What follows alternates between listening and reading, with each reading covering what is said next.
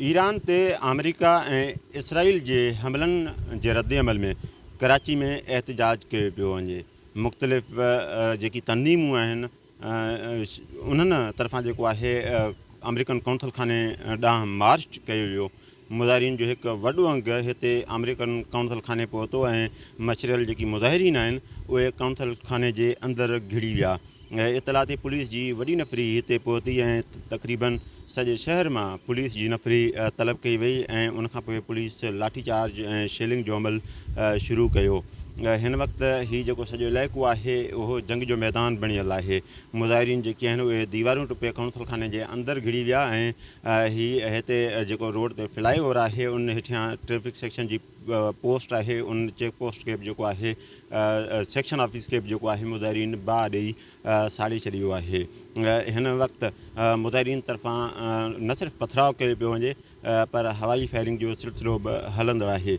Police तरफ़ां बि जेको आहे शेलिंग कई पई वञे ऐं काफ़ी टाइम गुज़री चुको आहे। हिन वक़्तु ताईं जेका सूरत हाल आहे उहा इहा आहे त चकरियूं अञा ताईं हलनि थियूं। जेके कौंसल खाने जे अंदरि मुज़ाहिरीन हुआ उन्हनि मां जेको आहे काफ़ी मुज़ाहिरीन खे पुलिस ॿाहिरि कढी वरितो ऐं उन्हनि खे पोइ ते हटण ते मजबूर कयो आहे। हिन वक़्त जी जेका सूरत हाल आहे उन में इहे अफ़सोसनाक इतला बि अचनि पिया त मुज़ाहिरीन मां जेको आहे कुझु माण्हुनि जे मारिजण जा बि जेको आहे इतला आहिनि ऐं केतिरा ई जेकी मुज़ाहिरीन आहिनि उहे ज़ख़्मी पिणु थिया ऐं उनखे अलावा जेको आहे केतिरनि ई मुज़ाहिरीन खे गिरफ़्तार पिणु कयो वियो आहे। हिन वक़्तु जेका हीअ सूरत हाल आहे उहा इहा आहे त कौंसल खाने खे जेको आहे पुलिस ऐं रेंजर्स जे एहलकारनि घेरे में आणे वरितो आहे ऐं हिफ़ाज़ती जेको आहे घेरे में आणे वरितो आहे ऐं साम्हूं पुल ते असांखे जेका बख़्तरबंद गाॾी आहे उहा बि नज़र अचे पई ऐं इन पासे साम्हूं पुल जे हेठियां हिन वक़्तु बि जेको आहे हंगामा हलनि पिया।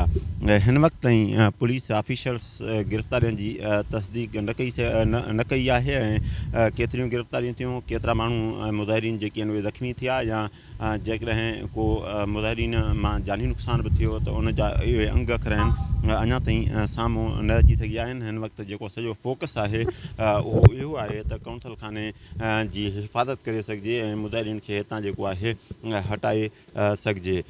पुलिस जो एडिशनल IG आहे उहो जेको आहे हिते पहुतो ऐं उन कौंसल खाने जे अंदरि सिक्योरिटी इंतज़ामनि जो जाइज़ो वरितो। सीनियर पुलिस ऑफिसर हिते मौजूदु आहिनि ऐं मुज़ाहिरीन जेके आहिनि उन्हनि जो अंगु तमामु घणो आहे ऐं उन्हनि खे हितां छिड़ विछिड़ करण जे लाइ पुलिस तरफ़ां क़दम खयां पिया वञनि। जी।